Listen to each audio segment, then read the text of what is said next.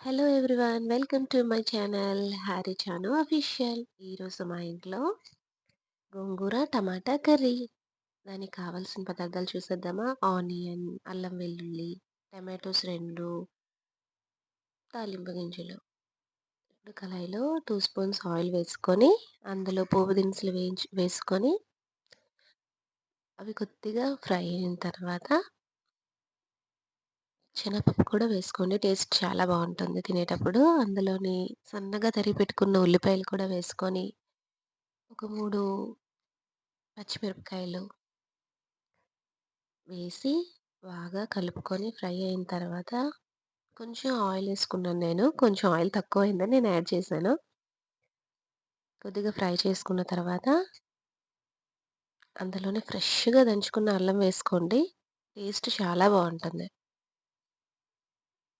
అది కూడా బాగా కలుపుకొని ముందుగా కట్ చేసి పెట్టుకున్న 2 టమాటాలని అవి కూడా వేసి కొంచెం మగ్గిన తర్వాత బాగా కలుపుకోండి.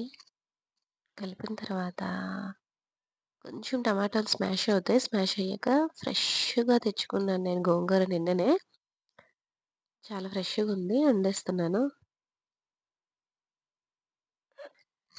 వేసుకొని మూత పెట్టుకోండి. మూత పెట్టిన తర్వాత బాగా మూత తీసాక బాగా కలుపుకోండి. కలుపుకున్నాక ఈ కలర్ చేంజ్ అవుతుంది. అప్పుడు మళ్ళీ ఇంకోసారి మూత పెట్టుకోండి. వాటర్ అంతా ఎవాపరేట్ అయిపోతుంది. ఎగిరిపోయాక పసుపు, కొద్దిగా కారం, మీ టేస్ట్‌కి సరిపడా ఉప్పు వేసి బాగా కలుపుకోండి. ఉప్పు మొత్తం పట్టేటట్టు.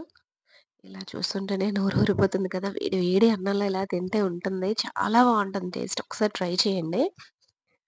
అయితే ఈరోజు మా ఇంట్లో ఈ కర్రీ గోంగూర టమాటా. మరి ఈరోజు మీ ఇంట్లో ఏం కర్రీ వండుకున్నారో కామెంట్ సెక్షన్‌లో కామెంట్ చేయండి నాకు. వండుకున్న తర్వాత టేస్ట్ ఎలా ఉంది కూడా నాకు చెప్పండి. ఇంకేంటి విషయాలు? కలుపుకున్న తర్వాత వాటర్ పోసుకోండి. అంతే, వేడి వేడి అన్నంలో వేడి వేడి తినండి, సూపర్ ఉంటుంది.